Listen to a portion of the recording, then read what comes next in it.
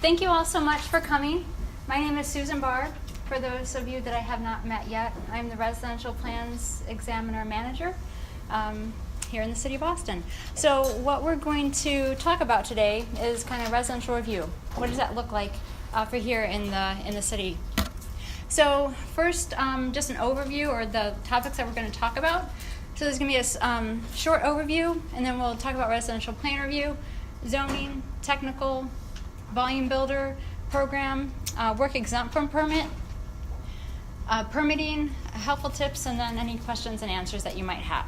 So overview. So the first is, what do we permit, what do we not permit? So in the residential world, and I'll try not to get too technical or go down a rabbit hole with some of this stuff, but at an overall view, there's two building codes. So there's the code in which commercial structures are built under, and then there's the code that residential buildings are built under. And so this is the International Residential Code, and it is prescriptive. So if anyone reads it and they get it, they can build a house. It's the whole book. And so we permit 1 and 2 family dwelling units, and then townhouses that are not more than 3 stories above grade. So looking at these photos here, so this is a duplex, so that's 1 dwelling, 2 dwellings, and then these are townhouses down here in the left corner, and so they are 3 stories above grade, so they would fall under the IRC. And then this structure up here is just a single family residence. Down here in the lower right hand corner, these are actually commercial structures, so they would fall under the IBC, the International Building Code. And so this is a townhouse, but why it falls under the IBC is because it's 4 stories above grade. And then in this instance on the left, those are apartment buildings, so they actually overlap each other, as well as they don't have a full view in front and back. So the IRC has very strict rules and regulations in regards to townhouses, and them needing to have like 1 or 2 full elevations be completely open to the exterior. And so we also permit pools, garages, carports, accessory structures. Those can be guest house, accessory dwelling units, secondary apartments. In residential plan review, we have 7 applications that are project specific. So if you want to build a new house, or if you want to add on to your existing house, there's an application for that.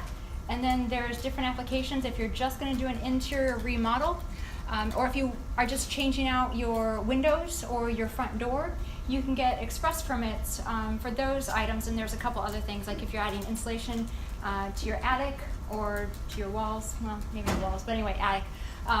Those fall under the express permit, which means that you can get the permit on the same day. We also have permits for a pool or an uncovered deck. And the reason why we kind of created these different applications is because the requirements can be pretty intense. Like the new construction addition application is 4 pages. And so it was creating a lot of work for people to do if they just wanted to get a pool. And we don't necessarily need all the information that's within that 4-page application. So that's why we started creating applications that are project specific. Fence, we don't really permit as many fences these days, just because we modified the work exempt from permit to change the height limitation so that you could build more fences without permits. Manufactured home and a mobile home subdivision, and then if you're converting your attached garage or a carport or porch, that has its own application. So then within the city, we have a lot of partner departments. We work with Austin Water in regards to the size of the tap and how many bathrooms are going to be on the property, and if they need to get another tap or if they need to do a tap plan. Austin Energy is always concerned with their overhead power lines and that what is being built on the property does not interfere with them. Austin Fire Department, they're concerned with structures that are more than 3,600 square feet.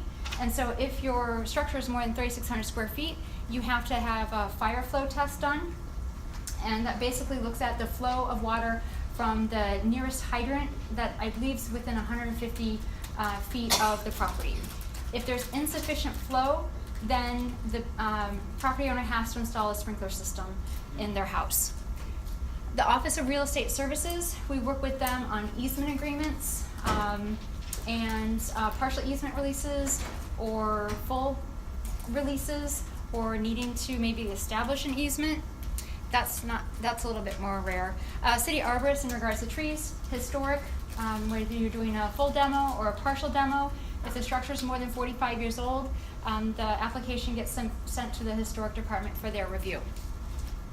Floodplain, if you're within 150 feet of a floodplain, then that goes to the floodplain for review, and they have certain criteria that they're reviewing for, whether it's needing to have the finished floor elevation 1 foot above the floodplain, or whether there's substantial improvement being done to the property.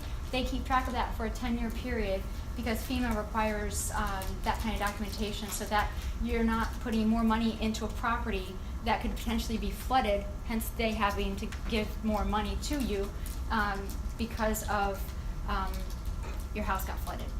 Erosion hazard, so this has to do with if the property is within, let's see, a creek, and it measures from the center line of the creek out 100 feet. So if your property is within the erosion hazard zone, it then goes to another review department for that. Grading and drainage, this is in particular to storm sewer inlet. If your driveway is going to be within 10 feet of a storm inlet, then that needs to be reviewed. The law department, if someone wants to aggregate 2 pieces of property, they want to do a unified development agreement, or if they want to share their driveway with their neighbor, they would have to do a joint use access easement agreement. Austin code, if someone has a code violation, if they were doing work without a permit, we then work with them to figure out what kind of permits they need in order to get their code violation resolved. Public Works, we work with them in regards to taking alley access, and and if they want to get they want to do something other than concrete or asphalt for their approach in the right of way. Austin Transportation Department, working with them to issue the permits for the driveway and sidewalks and the walkways that are within the right of way of a property. Land use review, so in regards to site plans, subdivisions, and then the Development Assistance Center, site plan corrections, site plan exemptions, driveway sidewalk waivers, and then like Jennifer back with retaining walls that are more than 4 feet above grade. And I'm certain I probably missed something, but I think that's a good enough kind of overview. So zoning, I imagine everyone has a pretty good idea about what zoning is in the city and why we have it. So in particular to residential, we have 9 classifications of residential zoning. The first is Lake Austin, and they all have their own different criteria and requirements. So we have Lake Austin, and depending on when the property was subdivided, there are certain slope categories that a house can be built on or cannot be built on. So if it was pre-1984, they get a little bit more, they can build on a little bit higher slopes. If it's after 84, then they can't build as much on the steeper slopes. RR is rural residential, DR is development reserve. Those are kind of bigger properties, actually really bigger properties that are on the outskirts of town for the most part. Then we have SF1, SF2, SF3, SF4A, SF5, SF6, and multifamily.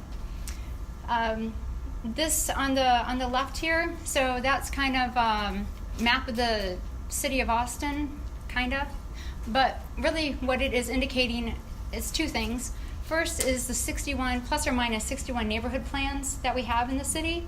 Each neighborhood plan has its own criteria, and within a neighborhood plan, there can be subsets to different sections of that neighborhood, which then they have their own specific requirements that are different from the other sections within that neighborhood plan.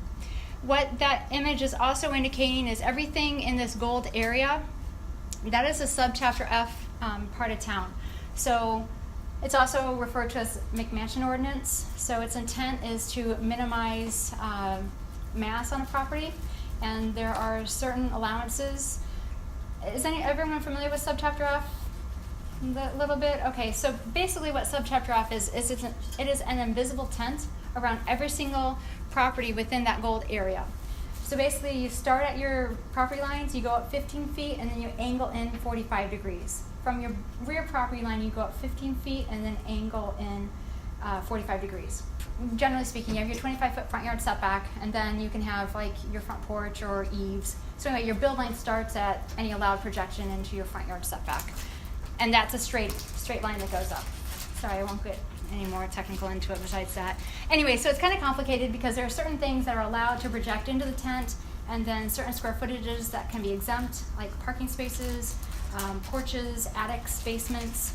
So that's just a little bit about subchapter F. There's also 6 NCCDs. So NCCD stands for Neighborhood Conservation Combining District, and those are, I would say they're probably the first, kind of before all the neighborhood plans came about. This was kind of areas of the city that were like, we want to have our area of town look a very certain way.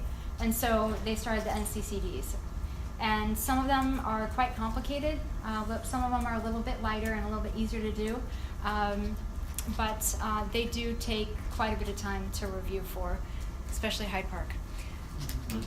Conditional overlay. So there's a variety of different kind of conditional overlays throughout the city. One of them is like an airport overlay. There's also the Capitol View corridor. Even though I don't know if that's really considered an overlay. Okay, yes it is, thank you. And then there's also like I think University has an overlay. So then, yeah, I'm sure you guys can probably name a lot of other ones too. So then we have, I already talked about subchapter F. PUDs, so planned unit developments. That's kind of when someone has a very large piece of property and they want to develop it in a certain way that does not conform to current code. That's not just like straight out of the book. And so what they do is they have regulations that they can have a little bit more impervious cover if they do a little bit more, there are trade-offs, we'll just say, that they make with the city in order to develop the land how they want to do it. Let's see, we're also reviewing for driveways and sidewalks, parking. So if they need 2 parking spaces, if they need an additional parking space, if they need no parking spaces because they're within a quarter-mile activity corridor. And then the use, which I talked about a little bit earlier, single family, secondary apartments, 2-family, or a variety of accessory uses. When it comes to the technical code, so this is the technical code, and basically what we're kind of looking at, we don't review for the whole chapter because we don't review for mechanical, electric, or plumbing, or energy. We're just kind of reviewing for chapters 1 through 3, 5, 6, and 8. We're also looking at fire-resistant rated construction. So that's like when you have 2 dwelling units that are attached, like in a duplex situation or in a townhouse situation, the wall that separates each of those dwelling units has to be a fire-resistant rated construction.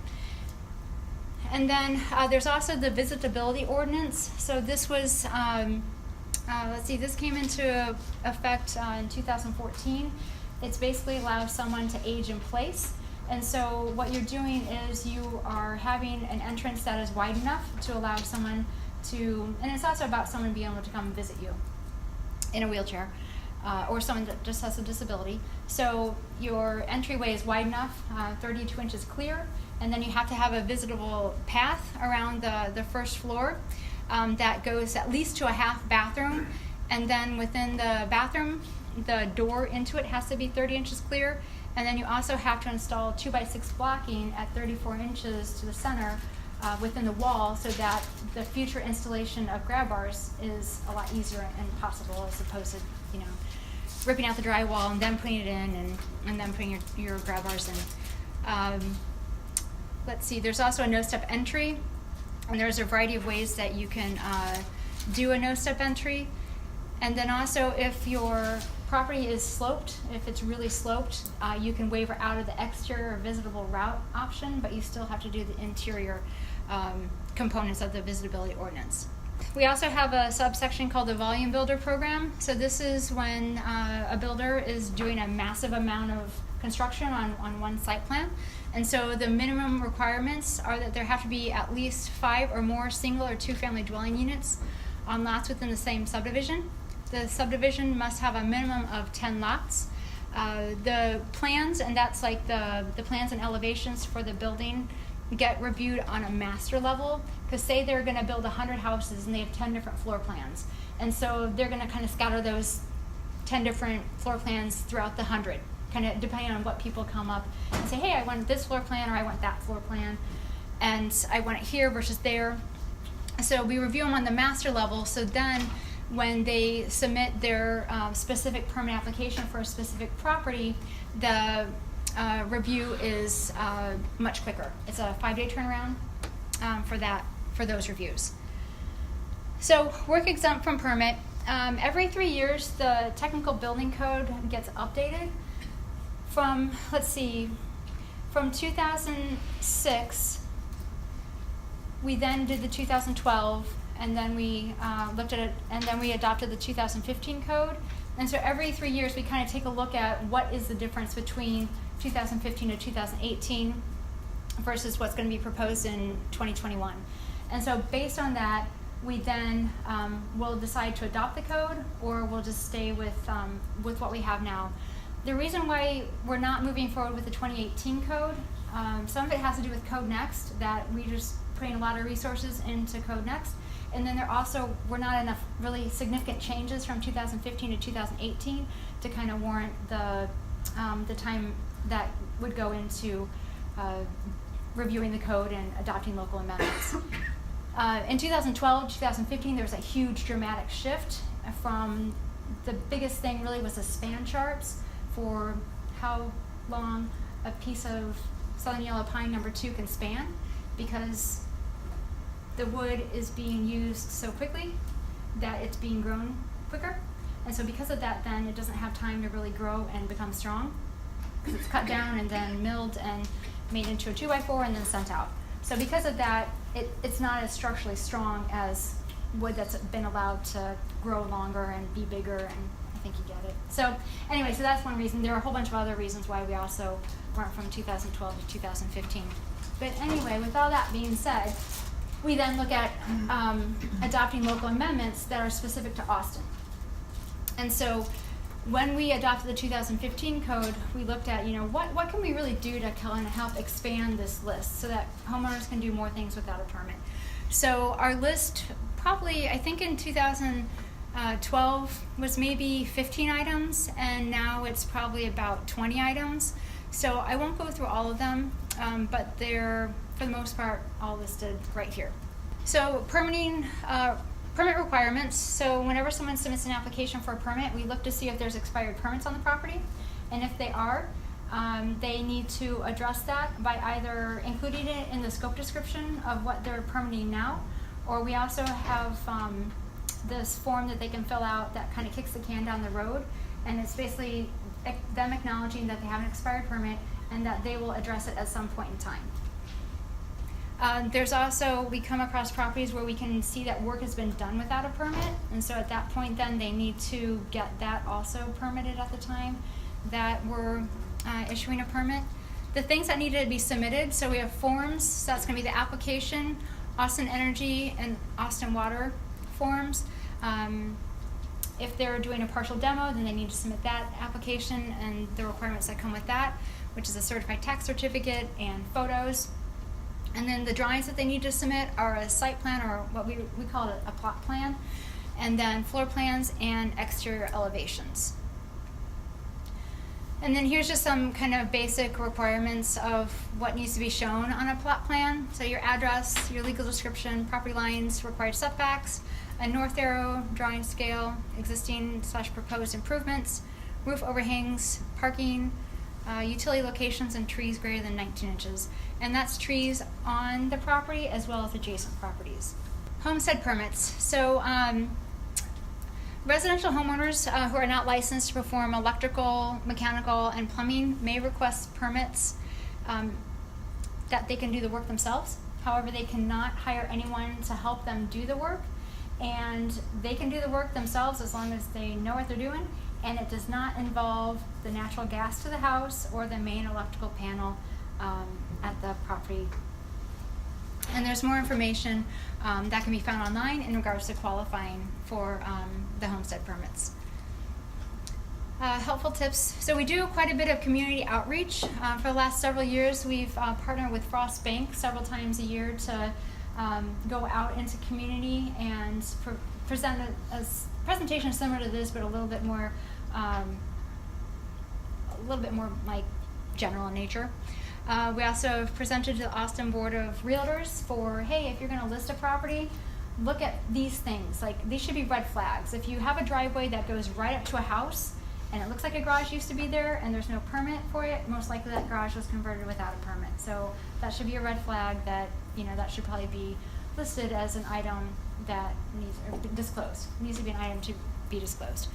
HBA is a Home Builders Association. AIA, Austin American Institute of Architects. NARI is a national, Association of Interior, renovators. Thank you. Austin Infill Builders, Tiny Home and Simple Living Jamboree, Home and Garden Show, Atlas 14 stakeholder meetings and outreach. We also have quarterly stakeholder meetings. We have residential walk-in hours, which are Monday, Wednesday, and Friday from 8 a.m. to noon, second floor of this building. We have many, many online resources, so all of our forms and applications can be found online. And then we also have a website called permittingatx.com that kind of gives overview, or a little bit more like easy to understand information about permitting the simpler projects at your property. Yeah, thank you so much.